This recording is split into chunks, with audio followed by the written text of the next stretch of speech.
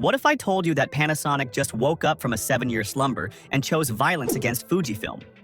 While the entire photography world was obsessing over the impossible-to-buy Fujifilm X100 III, a Japanese giant that seemingly abandoned the compact camera dream was quietly engineering something that could shift the entire market. And the timing?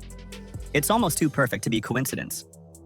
Before we dive into the details that camera manufacturers don't want leaking out, hit that subscribe button and smash the notification bell because this channel is your direct line to camera rumors, insider leaks, and the kind of information that breaks before anyone else is talking about it. Here's the situation that nobody saw developing. For months, Fujifilm has enjoyed a monopoly on the retro compact camera craze. The X100 III became the most talked about camera of the year, not because it was groundbreaking, but because you literally couldn't buy one.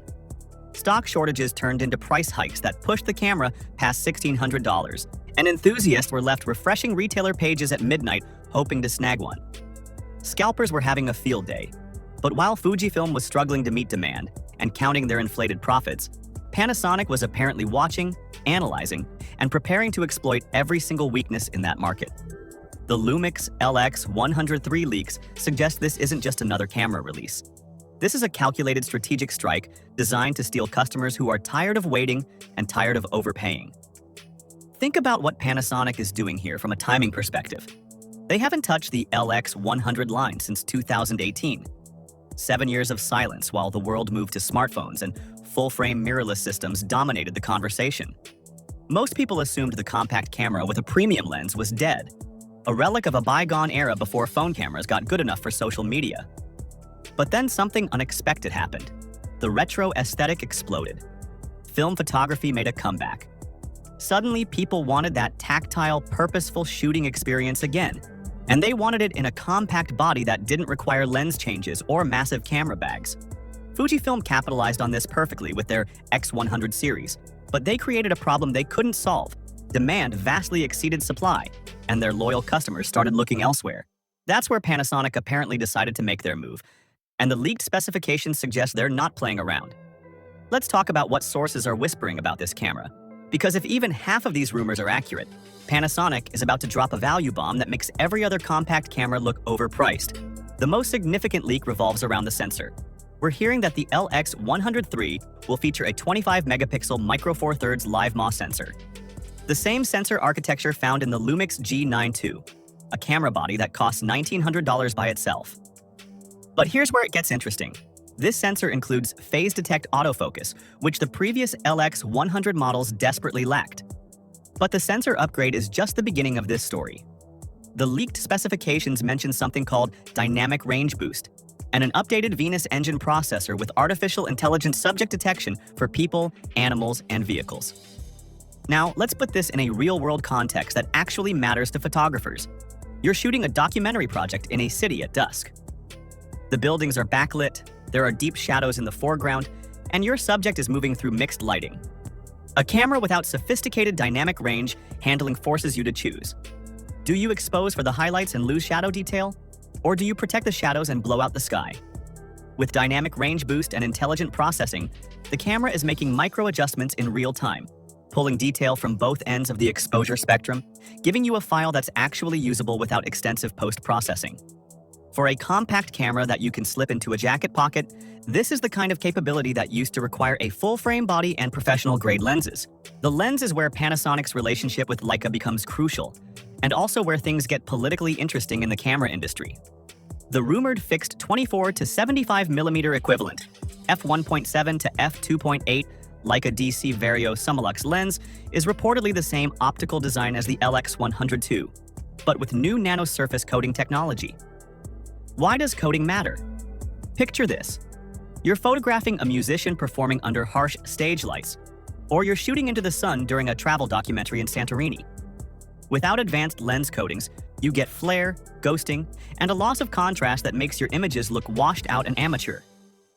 Nanosurface coatings suppress those artifacts, maintaining sharpness and color saturation even in challenging backlight situations.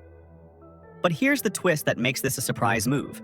Panasonic is expected to share DNA with the Leica Deluxe 8 that launched in 2024, but with Panasonic exclusive features like that hybrid autofocus system, and they're reportedly pricing it 40% lower than Leica's $1995 version. They're essentially offering Leica glass without the luxury badge premium, and that's going to upset some people in Wetzlar.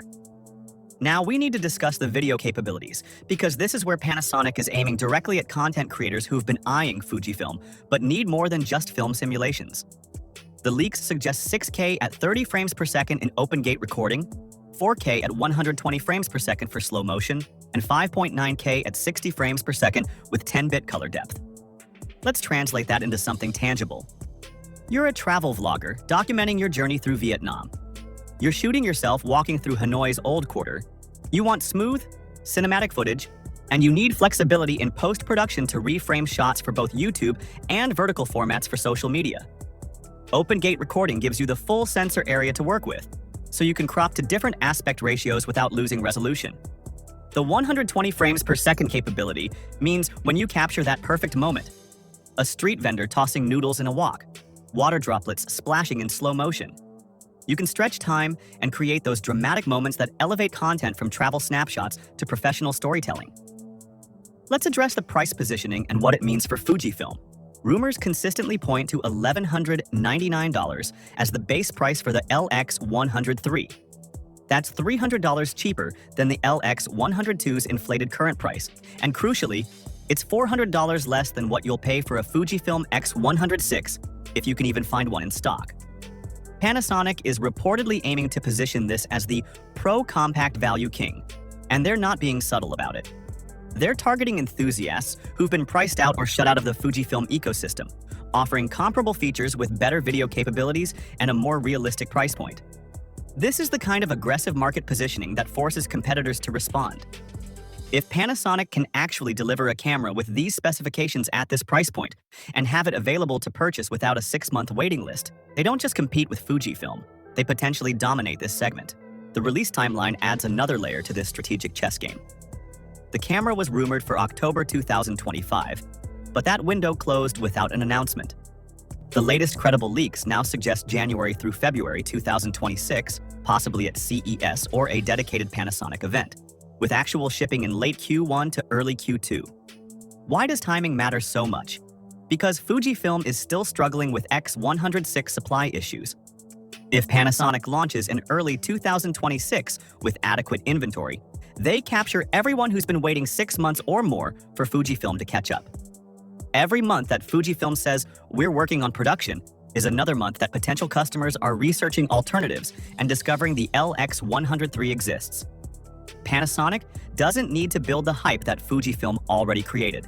They just need to be available when Fujifilm isn't. Remember that question from the beginning? What if Panasonic choosing this moment to revive a 7-year-old product line isn't coincidence, but calculated revenge against a market that counted them out?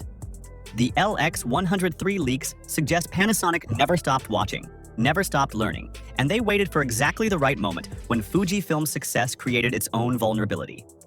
They're not just releasing another compact camera, they're exploiting every frustration that Fujifilm customers have been voicing for the past year. Can't find stock? We'll have inventory. Price too high? We're cheaper. Video not good enough? Watch what we can do. Film simulations limiting? Our color science goes deeper. This is what happens when an underestimated competitor decides it's time to remind everyone why they're still in the game. If you want to see what other cameras are rumored to shake up the market in 2026, check out my video on the top 10 rumored cameras for 2026 through the end screen. The industry is shifting faster than anyone predicted, and you don't want to miss what's coming next.